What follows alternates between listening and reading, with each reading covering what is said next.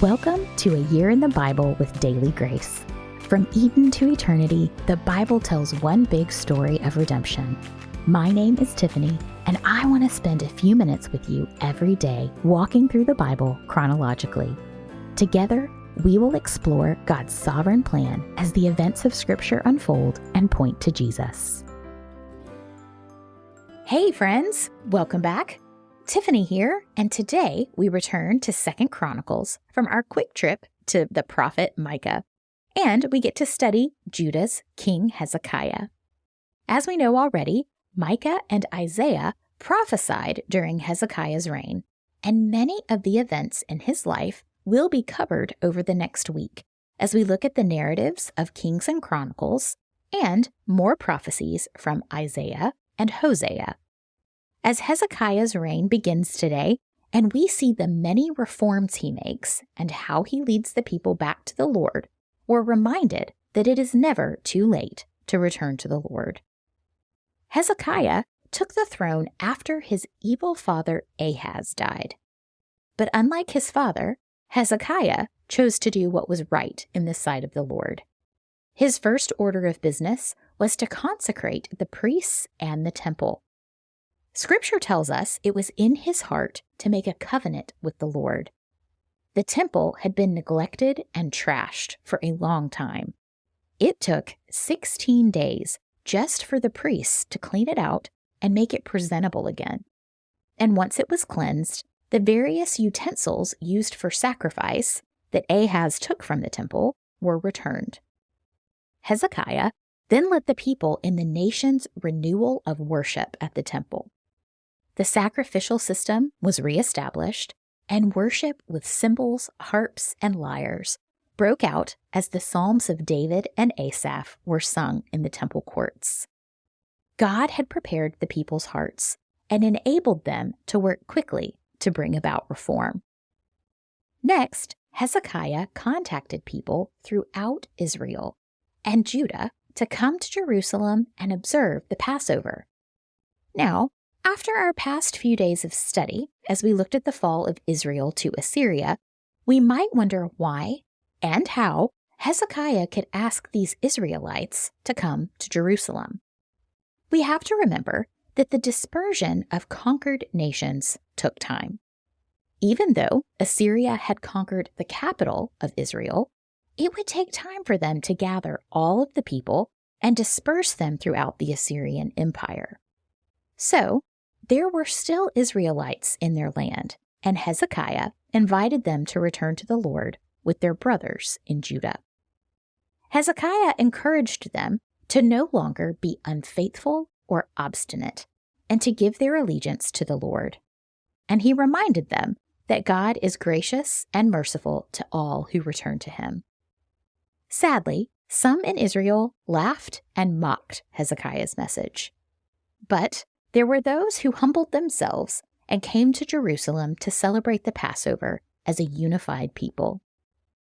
The Passover hadn't been celebrated as the Lord prescribed since the time of Solomon's reign over 200 years earlier.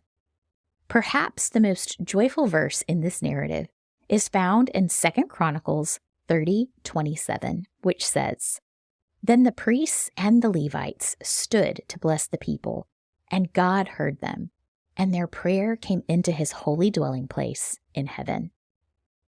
God heard them.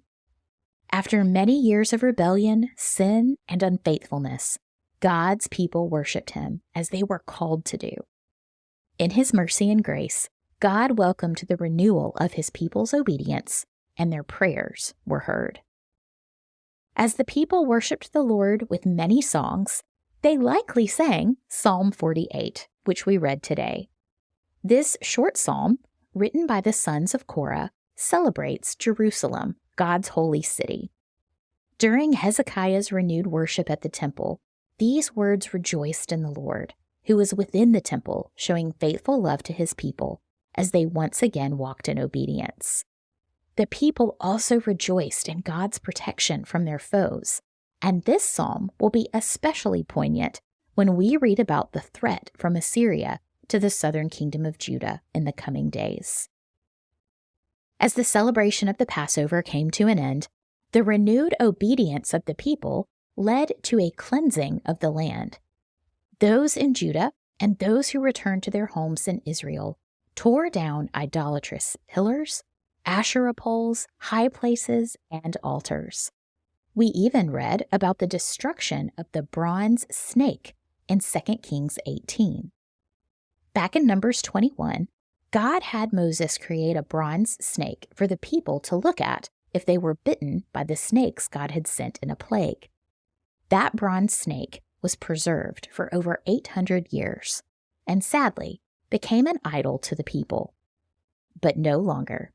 The snake was broken into pieces and the hearts of the nation returned to the Lord. With the temple cleansed, the priests consecrated, and the sacrificial system established, Hezekiah turned to one final reform. As the people began to tithe again, as they were supposed to, there was such an abundance that the priests didn't know what to do with it all.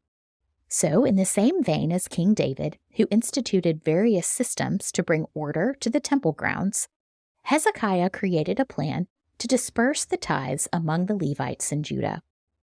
The final verses of 2 Chronicles 31 give an appropriate summation to the work Hezekiah did in the land. Verses 20 and 21 read, "He did what was good and upright and true before the Lord his God. He was diligent in every deed that he began in the service of God's temple, in the instruction and the commands, in order to seek his God, and he prospered." Hezekiah was diligent. That is such an important word for Christians even today. Our walk with Christ takes diligence. Though we are saved, we are still prone to sin as we wander and rebel against the Lord's statutes and commands. But when we persevere in obedience to Christ, it is then we prosper and have abundant life. This isn't monetary wealth, but spiritual wealth as we grow in sanctification and worship the Lord with our lives. And hopefully, our example can lead others to worship the Lord, just as Hezekiah did. Thanks for joining me today. I'll see you tomorrow when we head back to Isaiah. Bye, friends.